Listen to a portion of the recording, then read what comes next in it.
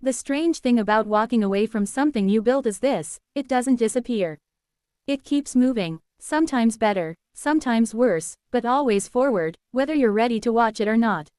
For the first year after leaving the company, I avoided anything connected to it. I stopped driving past the warehouse, muted former employees on social media. Even industry newsletters became something I ignored, not because I was angry, but because I didn't know what seeing updates would do to me. The company had started as a side project in my late 20s. Nothing flashy, just a regional logistics business built slowly, contract by contract, client by client. I handled operations, negotiated deals, hired the first staff, and built the systems that kept everything running. Back then, my parents barely paid attention.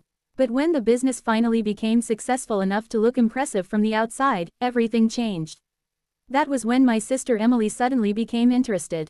At first, it looked harmless, sitting in on meetings, joining calls, offering branding ideas. My parents loved the image, two siblings running a growing company together. But slowly, the language around the business began to shift. I was still handling operations, but introductions sounded different. Emily is leading the company now. She has stronger vision. The first time I heard it in a meeting, I thought it was exaggeration. Then a press release appeared online. Emily smiling in the photo. A headline about a leadership transition. And my name reduced to one sentence near the bottom. Founder stepping back to pursue new opportunities. No one had told me beforehand. When I confronted my parents, I didn't yell. My father sounded practical, almost bored. Emily connects better with people.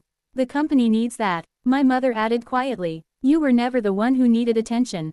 2 weeks later, I packed my office.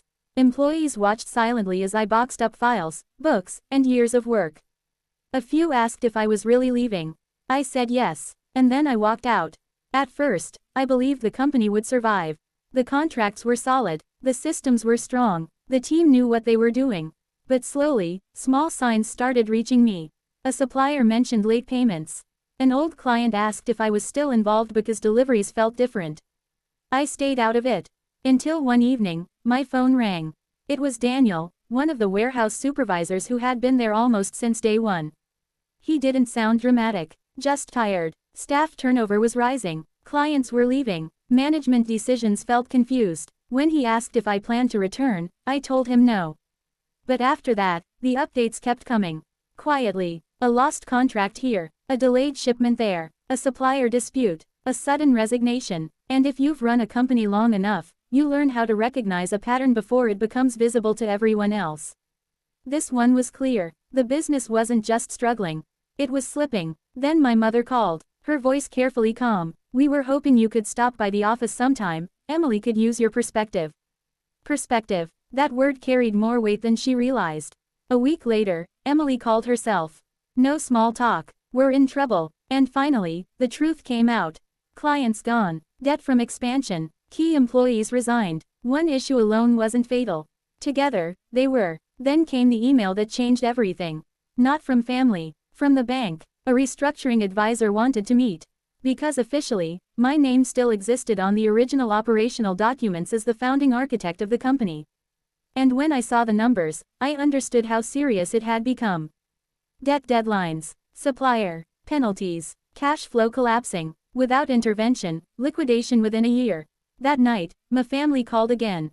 This time there was no pretending. You built this, my father said. You understand how it works. Emily added, we need you to come back and stabilize things. I listened, then gave one answer. I'll help, under one condition. Silence. The company would go through full restructuring. Independent oversight, external governance, professional operational control. No more family titles. No more symbolic leadership. Emily understood immediately. You're asking us to give up control. I replied, no, I'm asking you to save the company. Because for the first time, the future of that business no longer depended on whether I returned. It depended on whether they were finally ready to face the truth.